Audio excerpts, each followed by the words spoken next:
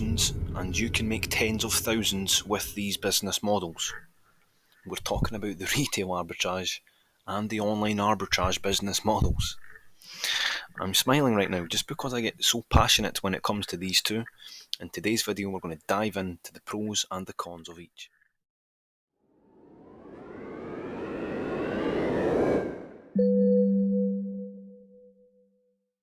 Today's video, we're talking about Amazon FBA, and specifically retail arbitrage versus online arbitrage.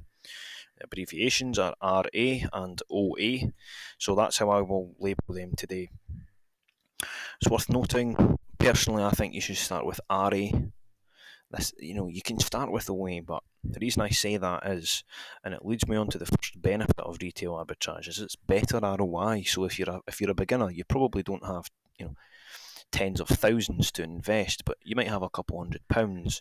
And if you spend that couple £100 doing retail arbitrage, you're guaranteed to make more money than doing online arbitrage. So it's a good starter to sort of build up capital if you don't want to go all in. If you want to go all in, go ahead. But this just really gets the product analysis, really just gets the feel for scanning products and how that whole process works. I think it's a good starting point. So you're getting a better ROI. Now, typically on retail arbitrage, I look for about 75% ROI.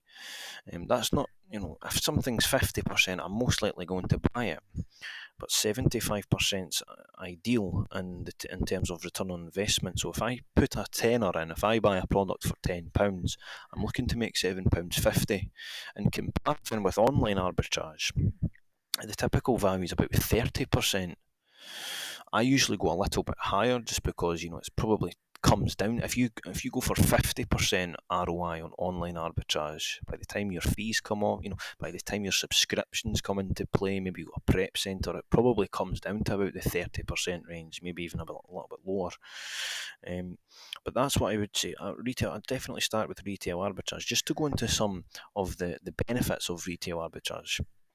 You can actually get the item instantly. So, let me just back up a little bit. So, retail arbitrage, you're walking about the stores. So, you're going to Asda's, Tesco's, B&M's, Argus. That's sort of online, but if you're in America, Walmart, Ollie's, Costco, things like this. You're going to these physical stores. You're walking about and you're scanning these products.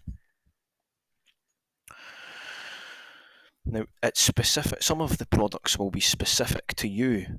So, your local Tesco's might have a product that nobody else's local Tesco's has got. So, there's no competition. So, you get all this. Well, not all the sales. There might be somebody else on it, but you're going to get the majority of the sales.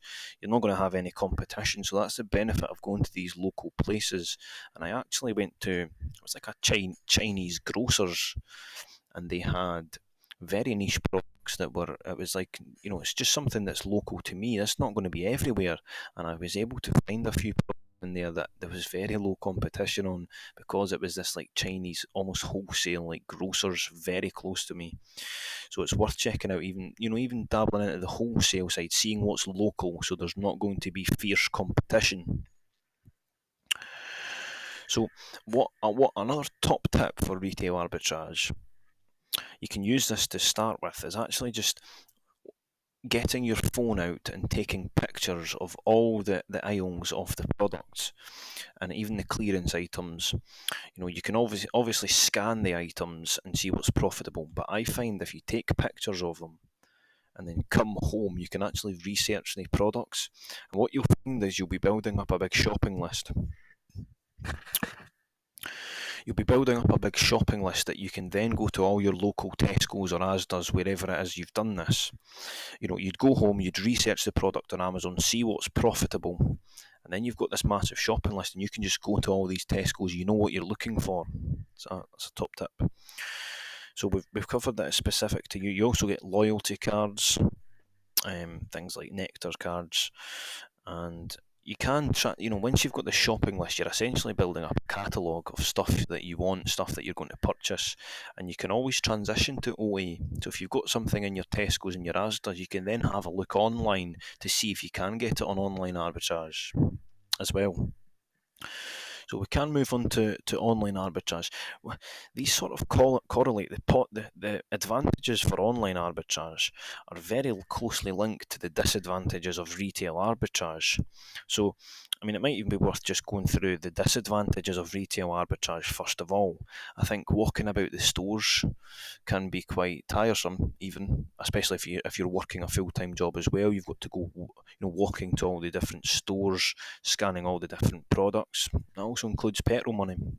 I assume you'll be driving if you're doing retail arbitrage. I can't see how you could do it with public transport, because you're going to have to be buying a lot of products. Even if you're new, like the thought of getting your phone out and buying like 10, 20, 30, 40, 50 products at once in a retail store can be quite, daunting, a bit stressful. You might have a little bit of anxiety, but what I will say, you're there to make money. Treat it like a business. So if you're getting that sort of a little bit of anxiety to start with, it's totally normal, but you're making money at the end of the day. Let's quickly recap that for the retail arbitrage business model.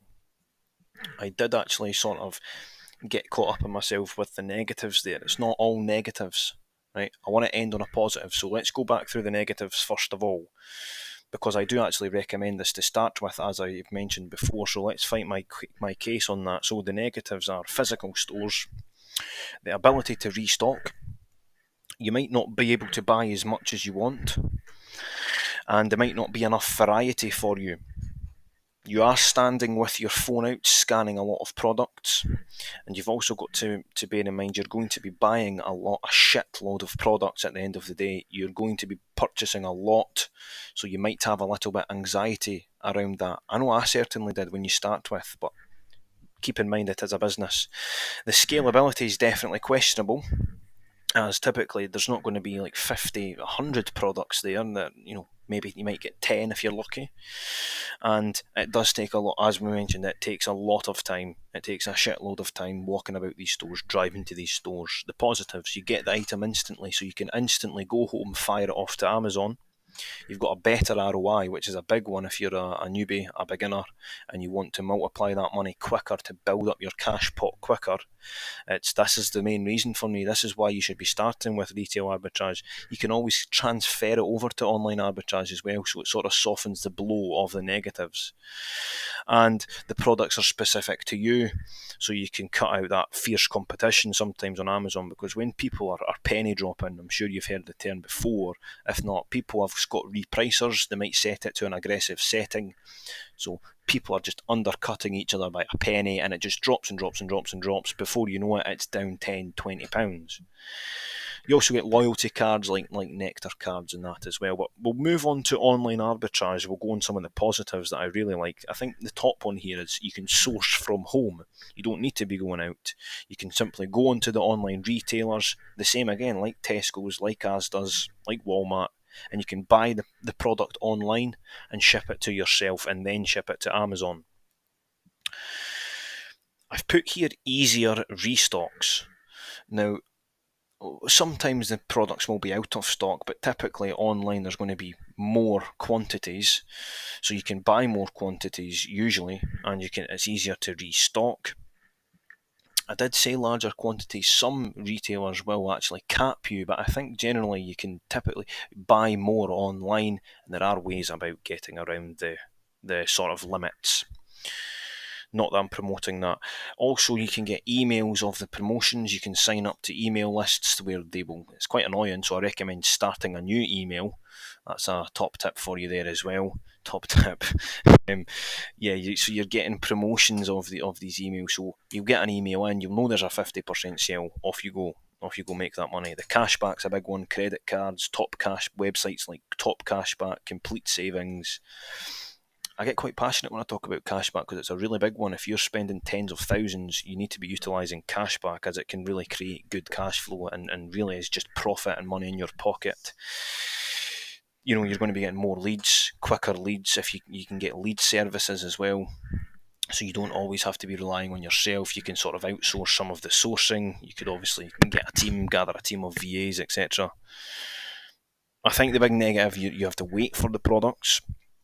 There's more competition, which entails, I've also put price tanking, so the price can sort of undercut, like I said, with that penny, people undercutting by a penny situation. So again, I would start with RA, get a feel for it, get some sales on the board's a big one, get a couple wins on the board, which really boosts your motivation and your confidence doing it. There's nothing worse when you're not getting sales, you're not very confident. Get some sales on the board. I really understand how the business model primarily works. It can actually be really profitable as well, retail arbitrage. I know people that do retail arbitrage only and don't actually transition just because they make so much fucking money. It's case dependent really. If you've got the time, you can go and do the retail arbitrage. If you've not got enough time, you're working maybe a physical job, doing some physical labour already, online arbitrage might be better for you.